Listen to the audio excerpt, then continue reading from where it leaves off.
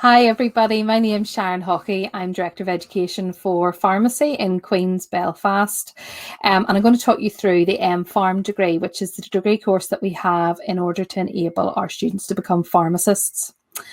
I'm going to start the discussion around the school and what we actually, where we are and what we have within the school first before I start talking about the MPharm course. So this is just a quick profile of the school and how many people we have in it. We have over 400 MPharm students. We also have students who are completing the BSc courses in pharmaceutical science and pharmaceutical biotechnology, both in Queen's and in our China campus as well. And within the school, then we have students who have returned to continue research studies, so their PhD and MPhil students, and research fellows who've continued after their PhD in research projects. So lots of different people. It's a busy and vibrant school, along with nearly 50 academic staff. And we also have on the MPharm hospital teacher practitioners who take our students out into the hospital environment, which I'll talk about in a few minutes.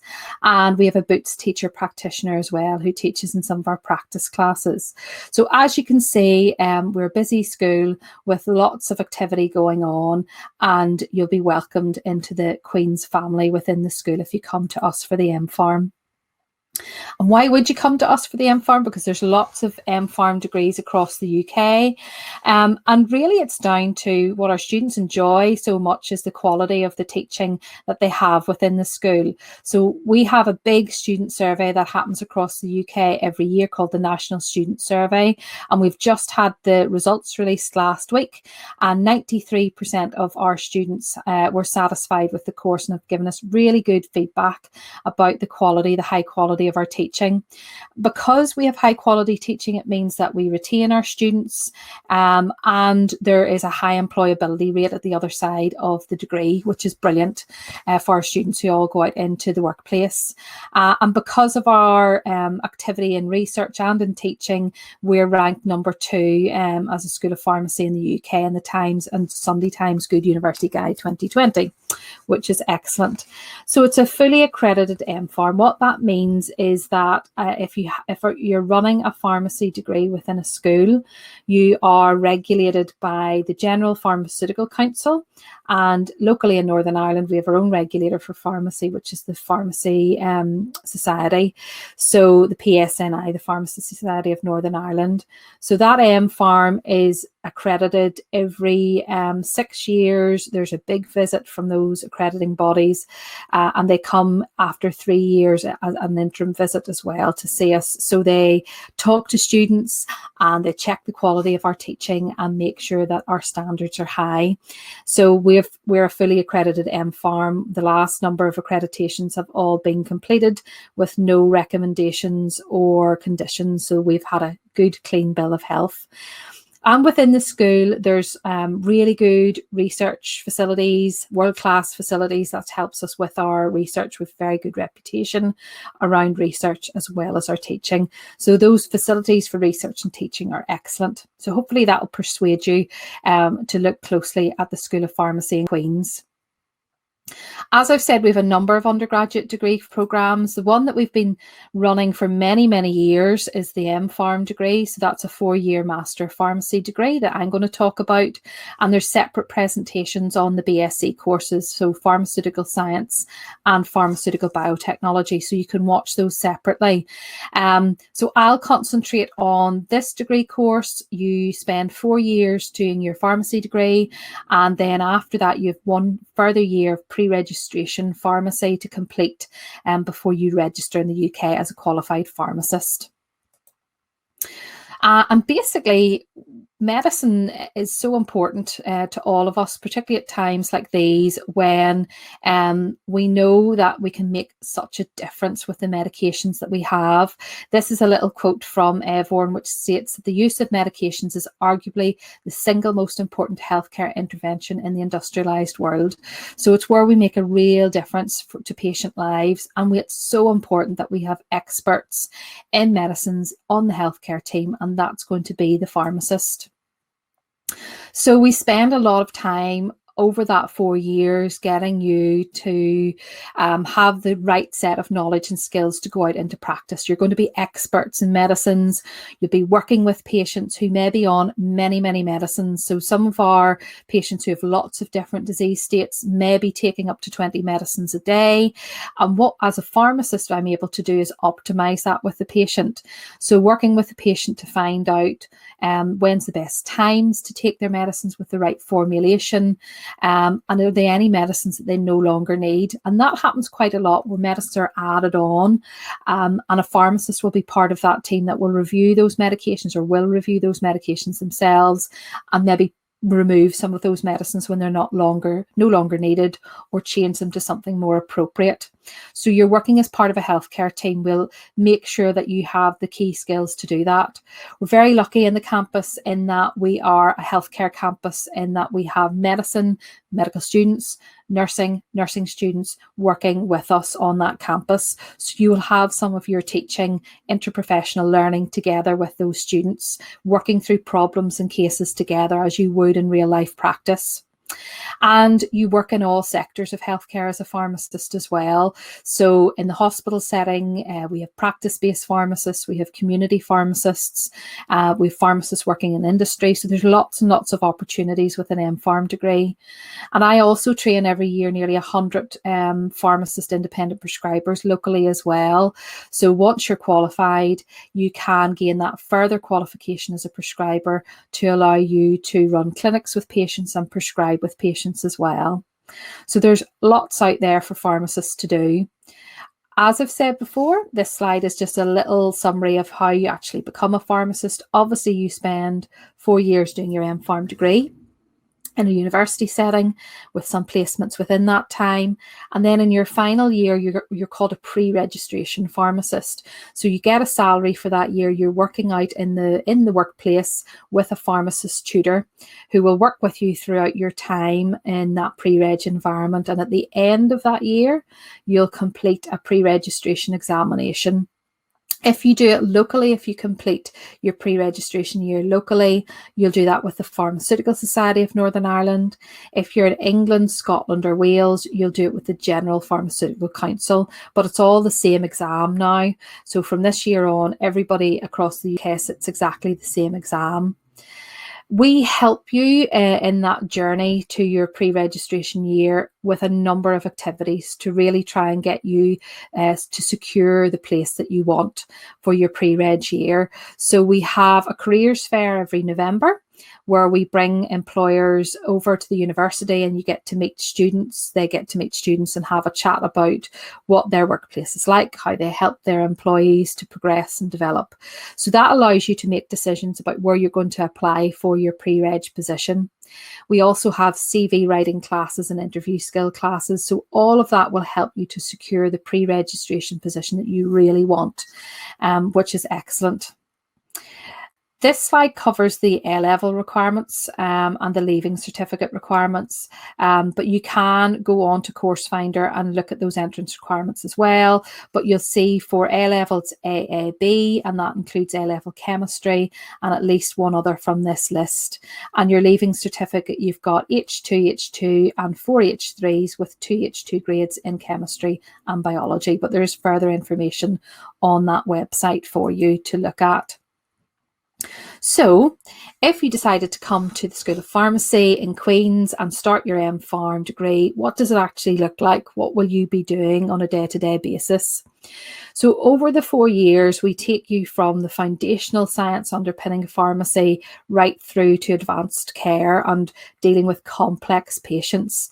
So in level 1, we're introducing you to the profession through a module called Practicing as a Pharmacist, and you get to meet lots of people, go on to placements in the community setting and the hospital setting to find out what those pharmacists are doing in that workplace environment.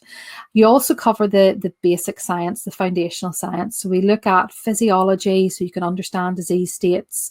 We look at chemistry so you can understand how chemical molecules and drug molecules work in the body. So you'll start to cover all of that good basic science as well in first year. Then you take that forward into second year and you'll look at formulations, so different formulations of medicines, tablets, capsules, liquids, etc.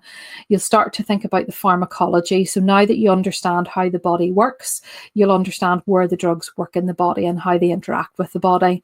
Medicinal chemistry is covered in clinical therapeutics. So you'll start to look at respiratory disease, cardiovascular disease, and the medicines that work in those disease states.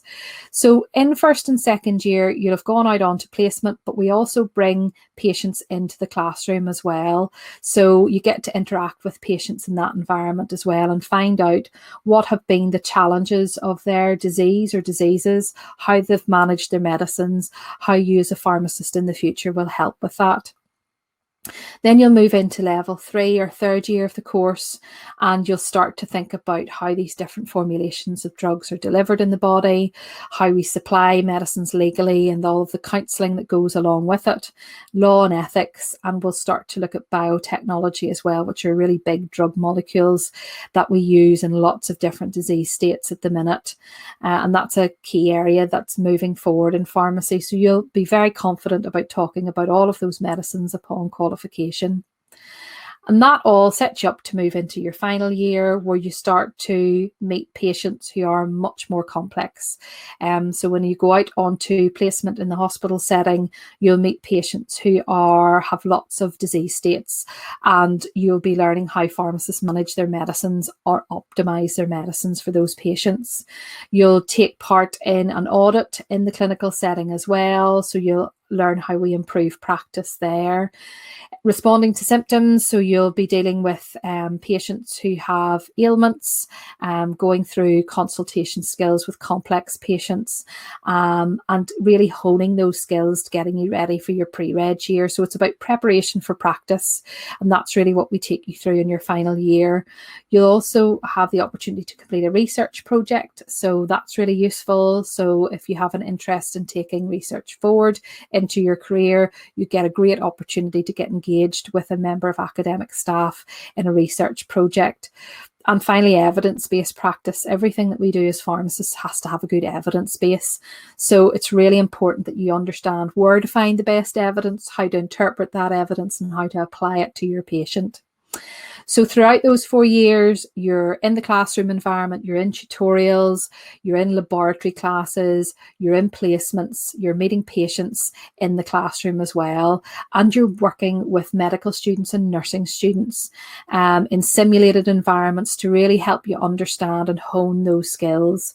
And the simulated environments help you to learn in a safe environment, so you can make mistakes and get feedback and improve in all of that environment.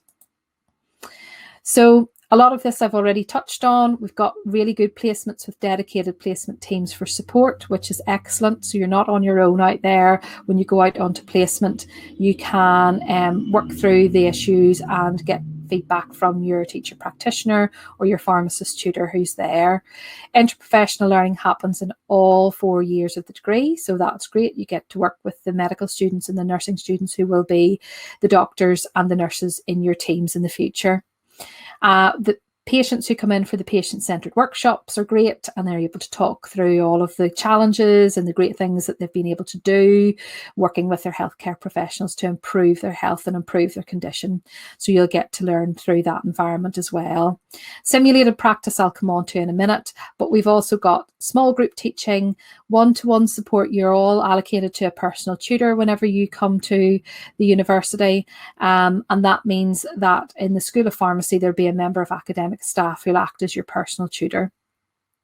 Peer mentoring and buddy support schemes are in place as well, so that you've always got an older student who can help you as well and send you in the right direction if you've got queries. As I alluded to earlier on, we have simulated settings for teaching. So this is our simulated pharmacy practice suite, where you can learn in that supported environment, where you can handle medicines, deal with patients, deal with prescribers in an environment that looks like and sounds like your own community pharmacy in this case. So this is just the front counter, and you can see we've over-the-counter medicines as well and counselling space. So all of that simulates real practice. For the next academic year, we're going to have the intersim, which is a simulation centre that's been designed for all healthcare professionals. So obviously this is in a hospital setting of a simulation here, but you'll have that environment for doctors, nurses, midwives, dentists and pharmacists all working and learning together. And when we can't set it up in a simulation in real life, we can use, this is a sim room, which can simulate any type of environment that you might come across in practice. So that's really useful for students to learn as well, using that technology. So all of that will be ready for the next academic year. It's a brand new facility, the intersim, and it reflects every part of practice. We even have a patient home within that setting as well. So it's great to have. And you're also supported by a great team, an education team that has won many awards over the years. We've 10 University Teaching Awards since 2008 within the school. We have a National Teaching Fellow, which is a really important accolade that recognises the dedication and the excellence in our teaching. We have a principal and 3 senior fellows of the Higher Education Academy as well. So there is a real commitment around making sure that the student experience is great and provide you with the best learning possible to prepare you for your pre-registration year. Lots of our staff have written educational resources, textbooks, and we have an app as well within the school for responding to symptoms. And we're all heavily involved in educational initiatives and professional working groups. So we're really well connected to the groups that sit at a Department of Health level and at other education environments that mean that we can update our course and make sure that it's really good for you and set at the right level, again, to prepare you for practice. Within the school, this particular slide shows you the levels of pastoral care and student support. Our school is very proud of the fact that we have great pastoral care, and our students always comment on how supported they have felt, and that they've been able to approach staff and being able to ask for help whenever they felt the need to do so, and that they have got that help straight away. So the personal tutor system I've talked about already. You also have an advisor studies. We have programme leads for the courses. I'm one of the directors of education. There's a second director of education who looks after the BSc courses. We have disability officers, trained mental health first aiders. Obviously at a university level, we have the Students' Union and the Wellbeing Service as well. So there's lots of support out there for our students. And as I said, we pride ourselves within the School of Pharmacy in Queen's on supporting our students through the good times and the difficult times that we all face, and making sure that you have that support and the networks that take you forward into your pre-registration year. So the next couple of slides look at some of the careers for graduates. I've already alluded to the fact that there's lots of different opportunities out there for pharmacy graduates, and this next set of slides really talks about that and the great opportunities that are out there. There are the well-known environments like community pharmacy and hospital pharmacy, but we also have a really growing sector around primary care that I'll talk about as well. Industry obviously is an option as well. Government positions, there's lots of pharmacists working at a government level and Department of Health. Academia and research are also options as well. So first of all, looking at the community pharmacist background, this is probably the one that you know most about because they're the most obvious. They're customer facing, they're on the high street in our supermarkets, local healthcare centres, and some are placed within GP surgeries dispensing as well. So this is probably the role that you know best. They're going to be supplying medicines, offering counselling advice and lots of different services, whether that's flu vaccination, medication review, minor ailment services. So there's lots of clinical services in there as well. So they're working face-to-face with patients on a daily basis with a team of dispensers and healthcare assistants. So lots of support within that team for the pharmacist as well. Then you have the hospital pharmacist who will have lots of different roles in the hospital setting. They have clear clinical roles where they'll give advice on prescribing or prescribe themselves. They will audit services. They will provide support for other members of the healthcare team. Some are involved in the purchase of medicines. Some will run their own clinics as well. So there's lots of patient contact, lots of variety in that job, and you're working as part of a large multidisciplinary team. The GP practice-based pharmacists are the newer, I suppose, career out of the set of three in the clinical setting. They're working obviously with general practitioners or GPs, and they will resolve issues with medicines with patients on a day-to-day basis. They'll help patients to take their medicines correctly, so we call that medication adherence. So they'll work with patients to help them get the best from their medicines. They'll also look after patients who have long-term conditions. They'll work with, again, a multidisciplinary team, so practice nurses, for instance, and the general practitioners, the GPs. They could be responding to medication requests, reviewing patients as part of a multidisciplinary team. And more recently, they've been involved in telephone follow-up with patients as well, and telephone consultations. So again, a really interesting and varied role that's new for our students to think about for a career in the years ahead.